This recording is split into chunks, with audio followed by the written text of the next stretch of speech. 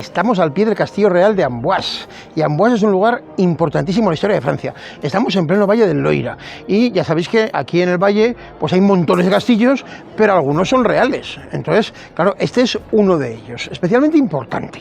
Entonces, ¿qué ocurre? Estamos justo al pie de la pequeña y maravillosa capilla de Saint-Hubert, que está recién restaurada. No hay más que ver el color que tiene la piedra, blanco resplandeciente. Esa piedra es el tufo, tifó en realidad, que es la piedra de todas las construcciones del Valle del Loira. Fue una piedra fácil de trabajar, bastante fácil, que además se endurece al contacto con el aire, con lo cual pues tiene unas posibilidades extraordinarias, permite fantásticas florituras. Entonces, ya digo, es una pequeña capilla que ahora vemos muy aislada, pero realmente forma parte del conjunto del palacio. Lo que pasa es que de lo que fueron las construcciones que había en esta meseta elevada sobre el río, a unos 40 metros de altura, pues queda más o menos el 20%. Y claro, la capilla formaba parte de un contexto y ahora se ve pues bastante aislada, pero la verdad es que la vista desde abajo es espectacular. Entonces, de todo, lo más llamativo es esa aguja, que corresponde, como muchas otras, al siglo XIX, pero en la aguja hay algo que se ve muy claramente y que sorprende bastante. ¿Veis los cuernos dorados? Son todo ornamentas de ciervos. Claro, es que la capilla se dedica a Saint-Hubert, y Saint-Hubert, Huberto, pues ¿qué le ocurrió? Pues que salió de cacería y se encontró con un ciervo que llevaba entre los cuernos la cruz de Cristo, que se pegaría un susto al hombre de mucho cuidado. Entonces, claro, como se dedica a este santo, y es la historia que se cuenta en el dintel de la puerta, pues lo que aparece en la parte de arriba de esa flecha, que son pues cornamentas. Como está recién restaurada, igual que la piedra está maravillosamente blanca, los dorados están recién dorados, con lo cual se ven fenomenal desde lejos, que es el objetivo. Pero si os parece, subimos y la seguimos viendo, ¿vale? Bueno, pues estamos en la magnífica capilla gótica flamboyante, o sea, de finales del siglo XV, llameante, flamígero, de Saint-Hubert. Entonces, si miramos el dintel que hay encima de la puerta, veremos la historia de Saint-Hubert. ¿Lo veis? ¿Veis el caballo que hay a la derecha? Al lado está el santo arrodillado, el ángel encima, delante los perros, va de caza, y el ciervo que se ha encontrado. Y si miráis la cornamenta del ciervo, veréis que en medio de las astas hay un crucifijo. Entonces, claro, al santo se le quedó un cuerpo, me imagino, que bastante revuelto con aquello. Entonces, tenemos esa historia, pero hay más, ¿eh? Pues aquí tenemos a San Cristóbal, ¿lo veis? Lleva el niño Jesús encima de los hombros y le está pasando el río, el gigante San Cristóbal, y en el extremo tenemos a San Antón, San Antonio Abad, ermitaño, lo veis ahí, ¿no?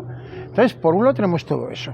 Por otro lado tenemos en el tímpano, un tímpano del siglo XIX, tengo que decirlo, porque lo de arriba es neogótico, aunque el dintel es gótico. Bueno, pues arriba tenemos al rey Carlos VIII, a la reina Ana de Bretaña. Hay muchos protagonistas de la historia de este castillo real de Amboise, pero hay una especialmente importante e interesante, que es Ana de Bretaña. ¿Y quién era Ana de Bretaña? Era la duquesa de Bretaña, ni más ni menos. Era la heredera del duque de Bretaña, que había muerto sin heredero varón, con lo cual era ella la sucesora. Con lo cual se convertía en un partidazo extraordinario. El primero que intentó casarse con ella fue el emperador Maximiliano, que ya era viudo por aquel entonces, el padre de Felipe el Hermoso y Margarita de Austria. Entonces, ¿qué ocurre? Pues que se casaron, pero no consumaron el matrimonio, se casaron por poderes y al final se acabaron separando. ¿Y eso por qué? Porque cuando ella, ya digo, se convierte en heredera de Bretaña, Carlos VIII de Francia decide que quiere casarse él con ella. Y va a hacer todo por la fuerza para conseguirlo. Él estaba casado ya, ¿eh? Se había casado con la hija del emperador, con Margarita de Austria, pero la chica tenía 3 años, con lo cual, ¿qué van a consumar? Pues no habían consumado el matrimonio y se podía deshacer perfectamente. Y lo deshicieron. Entonces, ya digo, Carlos VIII deshace su matrimonio con Margarita de Austria y el de Ana de Bretaña con el emperador Maximiliano, el padre de Margarita. Así que los dos están libres como el viento, y se casan.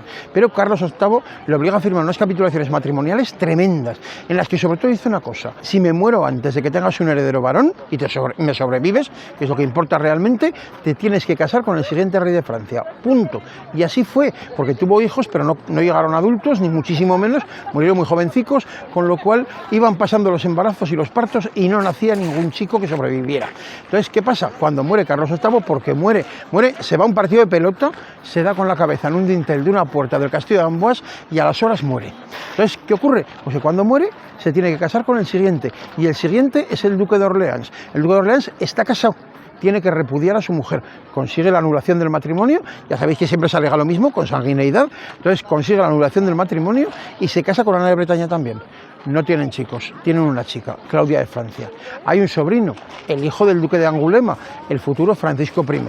Entonces, él será el que herede todo. ¿Con quién casan a Claudia de Francia? Pues con Francisco I, lógicamente. Y así será como el ducado de Bretaña se une a la corona francesa. Pero para ellos era un objetivo primordial. O sea, la vida de Ana Bretaña estuvo supeditada a eso. Siempre, absolutamente siempre. En su primer matrimonio, las negociaciones fueron muy desfavorables para ella. En el segundo, como reina viuda, ella puso condiciones, muchas, y la cosa fue muy diferente. Y al final fue su hija la que trajo Bretaña a la corona francesa. Claudia de Francia. Por cierto, las ciruelas Claudias se llaman así por ella. Pero lo interesante de la capilla es el interior. Vamos para adentro.